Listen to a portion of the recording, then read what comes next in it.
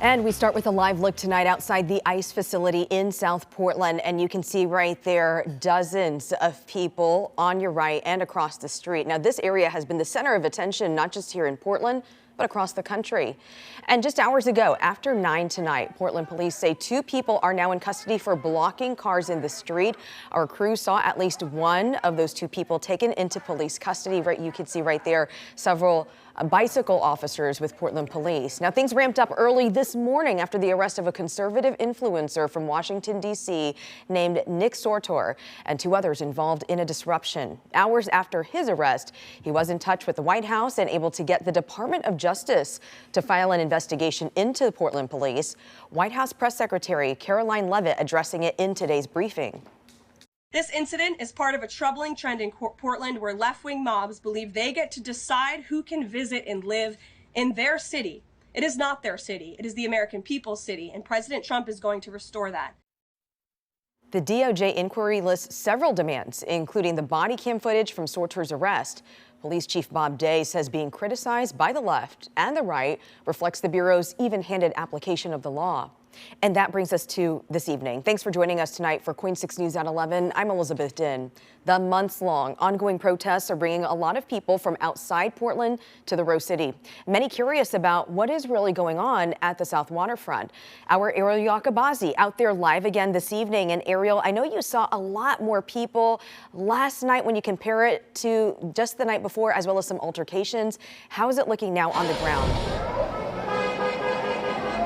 Yes, Liz, we witnessed at least one of those 2 most recent arrests here at the ICE facility in South Portland. You can actually see quite a bit of people still here, although the crowd has thinned out since our 10 o'clock newscast over on Portland CW. Things are remaining largely peaceful. What Portland police officers are really looking for right now are people blocking the roadway, which you can see people are still doing. And I want to bring your attention over to this side over here. We have Portland police officers on bikes, and that's something that we're seeing a lot of. Remember, but their job is a little bit different from what federal officers are doing. And Portland's police chief, Bob Day, he wants everyone to know they're doing the best they can. Portland Police Chief Bob Day addressing reporters Friday following a week of amped-up protesting on the South Waterfront. We are doing the job that's expected of us. If you've been here, you've probably seen a lot of different types of police officers. Each of them, according to the Portland Police Association President Sergeant Aaron Schmautz, has a different job to do. So everything that we do, all our entire crowd control response is born out of the events of 2020. Specifically, the DOJ, we have a consent decree, they instructed and informed a lot of that. As he explained to us, these officers in the white shirts are the community liaison officers. We have liaison officers who are specifically assigned to be present to kind of help navigate who might help, but they're also not there specifically to engage or run into or investigate crime. They also have officers on bikes and other officers around, but you might not see them. All of this is meant to keep the peace, Schmautz says. Every single person who puts a uniform on does it with the desire to serve their community. They're doing their level best. There's new information and very confounding circumstances, but it is just an incredibly untenable situation. Something our crews saw Friday evening was a young protester being detained by federal agents after it appears they put their foot on federal property. As we saw, it appeared to make many people upset. What are you doing here? After the interaction, we spoke with Randall Blazak.